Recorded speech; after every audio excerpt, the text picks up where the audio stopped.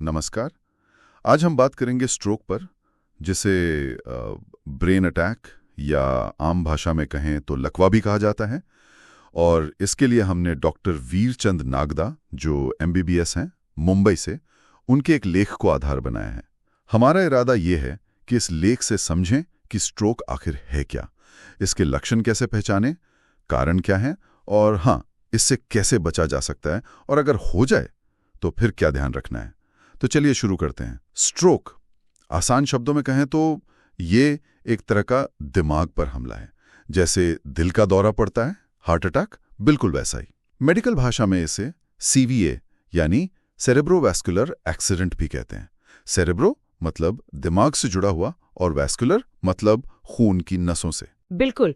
और ये जो एक्सीडेंट शब्द है ना, ये इसलिए है क्योंकि ये हादसा तब होता है जब दिमाग के किसी हिस्से को खून मिलना या तो बहुत कम हो जाता है या फिर पूरी तरह रुक ही जाता है।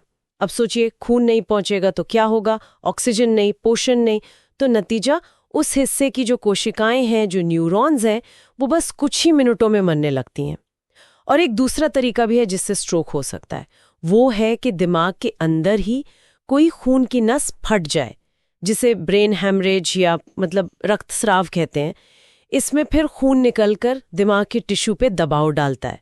तो चाहे खून रुके या नस फटे, दोनों ही मामलों में दिमाग का वो हिस्सा शरीर के जिन कामों को कंट्रोल कर रहा था, वो काम बस ठप पड़ जाते हैं। इसीलिए इसके लक्षण इतने अचानक और गंभीर होते हैं। हाँ, और ये लक्षण बड़े नाटकीय ढंग से सामने आते हैं, जैसा लेख में भी बताया गया है। मतलब एकदम अचानक से, जैसे बोलने में दिक्कत होने लगे, या कोई कुछ कह रहा है तो वो समझ ही ना आए, या फिर चलते चलते आदमी लड़खड़ा जाए, हाथ पैर सुन पड़ जाएं या उनमें कमजोरी लगे, खासकर शरीर के एक तरफ। कभी कभी ऐसा भी होता है कि आप बात कर रहे हैं और चेहरा एक तरफ खिंचा जाता है, या फिर चलते हुए या कुछ काम करते हुए एक हाथ अजीब तरह से हिलने लगता है या उठता ही नहीं। कुछ लोगों को अचानक धुंधला दिखने लगता है, या हो सकता है एक आंख से दिखना ही बंद हो जाए। ये सब मतलब खतरे की घंटी हैं। ऐसी हालत में फौरन क्या करना चाहिए? इसके लिए डॉक्टर एक शब्द याद रखने को कहते हैं, फास्ट। ये सिर्फ शब्द नहीं है, ये एक तरह का एक्शन प्लान है। इसमें एफ का मतलब है फेस, यानी चेहरा।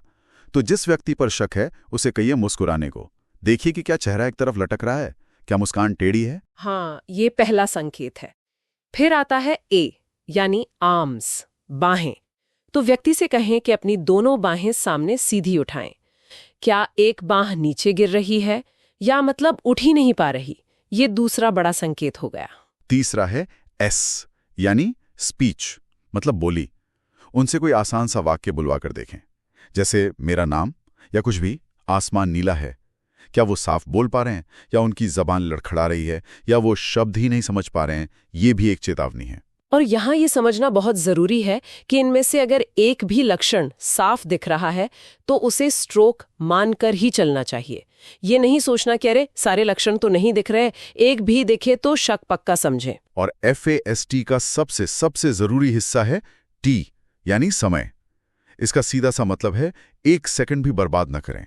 फौरन एम्बुलेंस बुलाएं या मरीज को जल्दी से जल्दी किसी बड़े अस्पताल ले जाएं जहां स्ट्रोक का इलाज हो सकता हो। किसी MD, फिजिशियन, या बेहतर हो कि न्यूरोलॉजिस्ट, मतलब दिमाग के डॉक्टर से तुरंत मिलें। बिल्कुल, क्योंकि स्ट्रोक में हर गुजरता मिनट वो दिमाग की कोशिकाओं को खत्म कर रहा होता है। इसे कहते हैं टाइम इज ब्रेन। जितनी जल्दी इलाज मिलेगा उतना ही दिमाग को कम नुकसान होगा, और जो लकवा या दूसरी गंभीर विकलांगताएं होती हैं ना, उनसे बचने का चांस बढ़ जाता है। हाँ, देरी का मतलब सीधा सीधा स्थायी नुकसान का ज्यादा खतरा। सही बात है। ये लक्षण तो वाकई बहुत चिंताजनक हैं, पर बात यह है कि आखिर ये नौबत आती ही क्यों है। लेख इसके कारणों पर भी कुछ बताता है। सबसे आम वजहें क्या हैं? हाँ, लेख में कई वजहें बताई गई हैं। देखिए, सबसे प्रमुख तो है हाई ब्लड प्रेशर। अगर वो कंट्रोल में ना हो, ये दिमाग की जो नाजुक नसें होती है ना, उन पर लगातार दबाव डालता रहता है। फिर है डायबिटीज, यानी मधुमेह। ये भी नसों को अंदर से कमजोर करती है। और दिल की बीमारियां भी, खासकर वो जिनमें दिल की धड़कन अनियमित रहती है, एरिथमिया जिसे कहते हैं। उसमें क्या होता है कि दिल में खून के थक्के बनने का खतरा रहता है। अच्छा, और हमारी जीवन शैली, लाइफस्टाइल का भी कुछ रोल है इसमें? अरे बहुत अहम रोल है। शराब का ज्यादा पीना, स्मोकिंग, चाहे बीड़ी हो या सिगरेट, तंबाकू चबाना, ये सब चीजें खून की नसों को सख्त बनाती हैं, उन्हें नुकसान पहुंचाती हैं। कुछ मामलों में गर्भ निरोधक गोलियों को भी एक रिस्क फैक्टर माना गया है। और हाँ, खून में बढ़ा हुआ कोलेस्ट्रॉल और ट्राइग्लिसराइड्स। ट्राइग्लिसराइड्स, ये क्या होता है? कोलेस्ट्रॉल जैसा ही कुछ? हाँ, ये भी खून में पाया जाने वाला एक तरह का फैट या चर्बी है, जैसे कोलेस्ट्रॉल होता है।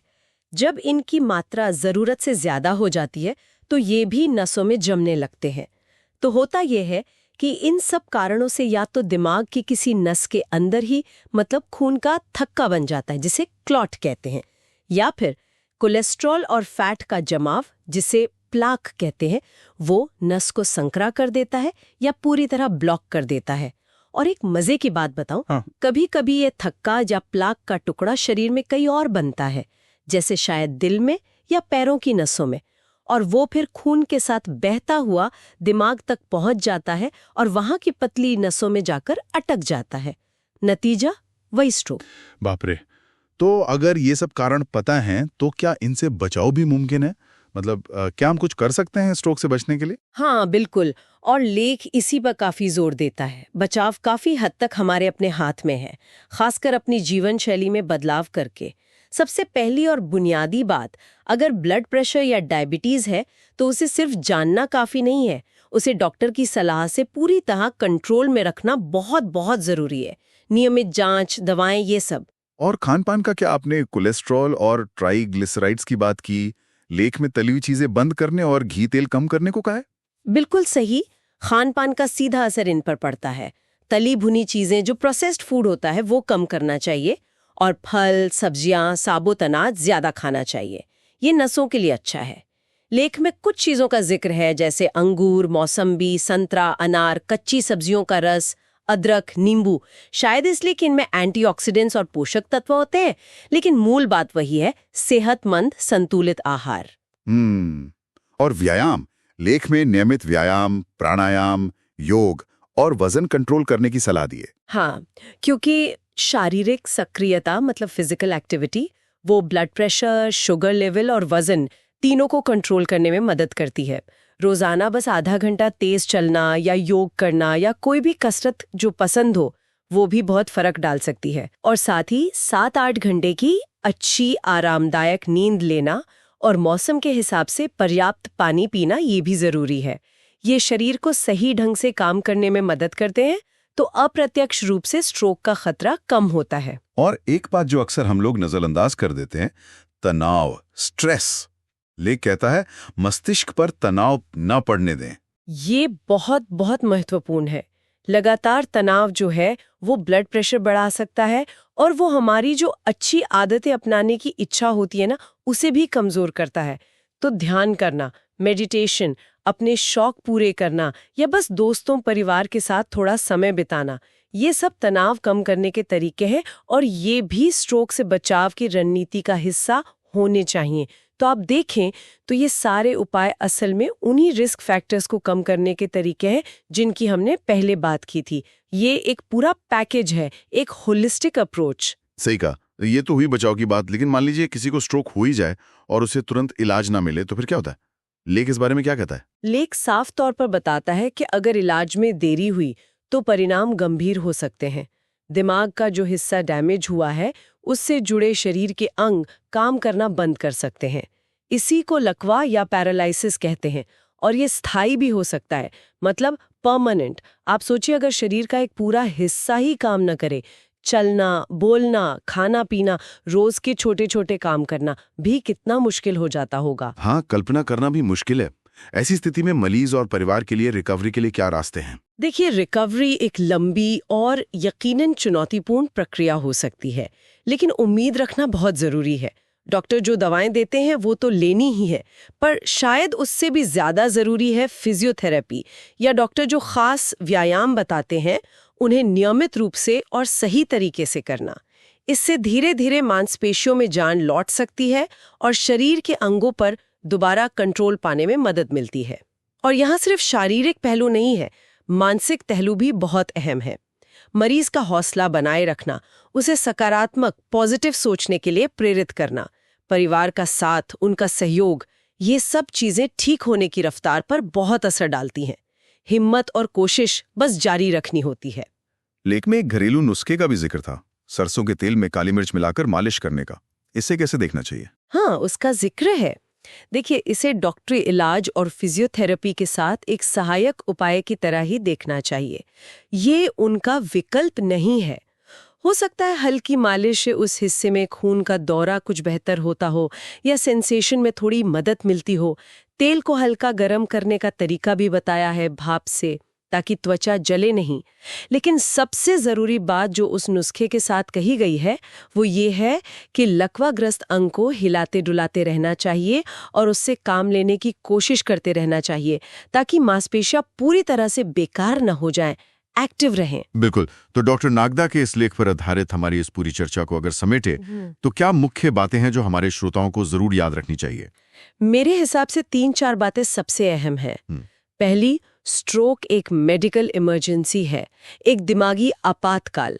इसके लक्षणों को पहचानने के लिए fast face, arms, speech time, चेहरा, बाहों, बोली और सबसे जरूरी समय, इसको याद रखें।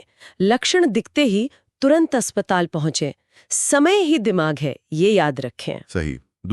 दूसरी बात ये कि बचाव काफी हद तक संभव है, एक स्वस्थ जीवन शैली अपनाकर, मतलब सही खान-पान, नियमित व्यायाम, धूम्रपान और शराब से दूरी, तनाव का प्रबंधन, और अगर ब्लड प्रेशर या शुगर जैसी कोई दिक्कत है तो उसका सख्त नियंत्रण। ये सब स्ट्रोक के खतरे को वाकई बहुत कम कर सकते हैं।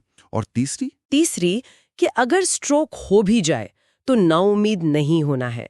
सही मेडिकल इलाज, नियमित फिजियोथेरेपी और मजबूत इच्छा शक्ति, इनसे रिकवरी मुमकिन है और जीवन की गुणवत्ता सुधारी जा सकती है। बिल्कुल। और अंत में एक सोचने वाली बात जो इस लेख से मुझे लगी, वो ये कि हम अक्सर स्ट्रोक के खतरे को सिर्फ उन्हीं लोगों से जोड़ते हैं जिन्हें हाई ब्लड प्रेशर या डायबिटीज है, मतलब जो हाई रिस्क पर हैं। लेकिन जिस तरह ये लेख रोजमर्रा की जीवन शैली, हमारे खाने की आदतें, हम कितना चलते फिरते हैं, हम तनाव कैसे झेलते हैं, इन सब पर इतना जोर देता है, तो शायद हम सभी को ये सोचने की जरूरत है कि हमारे आज के जो छोटे छोटे चुनाव हैं वो लंबे समय में हमारे दिमाग के स्वास्थ्य को कैसे बना रहे हैं या बिगाड़ रहे हैं। ये सिर्फ हाई रिस्क वाले लोगों की कहानी नहीं है, शायद ये हम सबकी कहानी है। सोचने वाली बात है। बिल्कुल, ये एक बहुत जरूरी नुक्ता है सोचने के लिए।